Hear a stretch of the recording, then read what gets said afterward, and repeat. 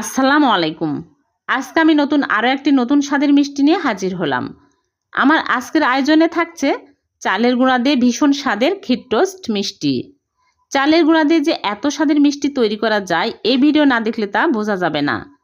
আশা করছি আমার আজকের এই ক্ষীর টোস্ট মিষ্টি আপনাদের কাছে ভালো লাগবে। ভালো লাগলে লাইক কমেন্টে বেশি বেশি শেয়ার করে ফলো দিয়ে রাখবেন। তাহলে চলুন রেসিপি শুরু করি। প্রথমে চুলায় প্যান বসিয়ে দিয়ে দিচ্ছি ঘি 1 টেবিল চামচ।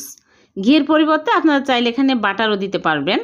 ঘি মেল্ট হয়ে গেলে দিয়ে দিচ্ছি চালের গুঁড়া 1/2 কাপ। এখানে আমি পোলাওয়ের চালের গুঁড়া নিয়েছি, আপনারা যে কোনো চালের গুঁড়া নিতে পারবেন, তবে পোলাওয়ের চালের গুঁড়া দিলে মিষ্টি খেতে বেশি টেস্টি হয়।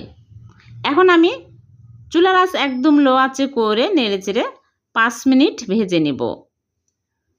আর দিয়ে দিচ্ছি সুজি 3 চামচ।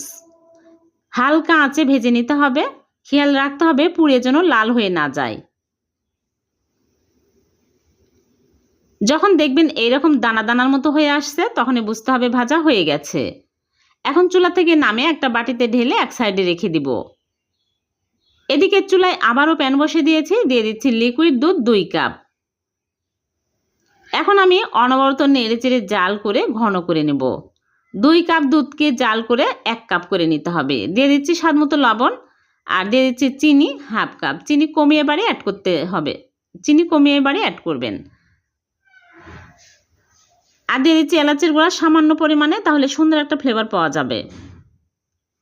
এখন আমি নেড়েচেড়ে ঘন হয়ে আসছে, দিয়ে দিচ্ছি ভাজা চালের গুঁড়া। এক হাতে দিব আর এক হাতে নেড়েচেড়ে নিব।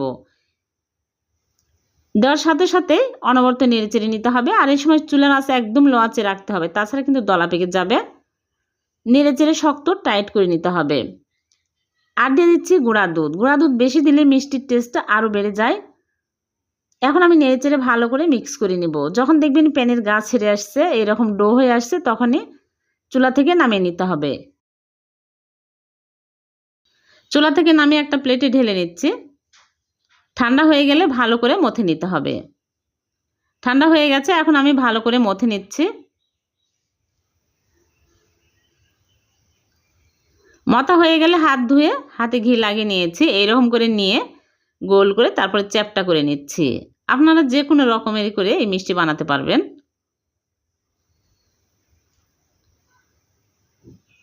সবগুলো মিষ্টি বানিয়ে নিচ্ছি, বানানো হয়ে গেছে। এখন আমি এই মিষ্টিগুলো পানির ভাপে দেব। এর জন্য আগে থেকে চুলে একটা পাত্রে পরিমাণ মতো পানি দিয়ে পানি গরম করে নিয়েছে। এখন একটা স্ট্রেনার বসিয়ে দিচ্ছি। এই স্ট্রেনারের উপরে একটা সাদা কাপড় বিছিয়ে দিচ্ছি, তাহলে মিষ্টিগুলো স্ট্রেনারের সাথে আটকে যাবে না। এখন আমি এই কাপড়ের উপরে মিষ্টি একটা একটা করে দিয়ে দিচ্ছি।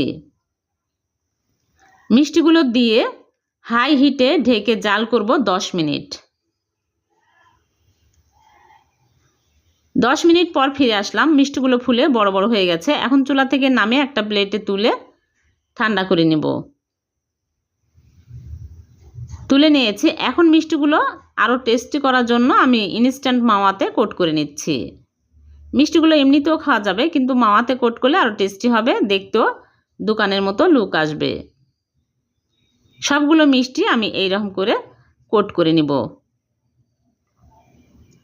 সবগুলো মিষ্টি আমি কোট করে নিয়েছি আর উপর দিয়ে বাদাম দিয়ে সাজিয়ে নিয়েছি। হয়ে গেল ভীষণ মজাদার চালের গুঁড়ার মালাই টোস্ট মিষ্টি।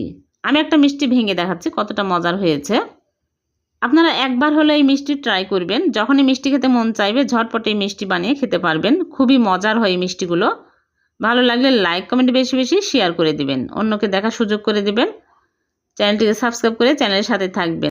আর পেজ থেকে দেখে থাকলে পেজটিকে ফলো দিয়ে রাখবেন। আবারও দেখা হবে নতুন কোনো রেসিপিতে। সে পর্যন্ত ভালো থাকবেন। আল্লাহ হাফেজ।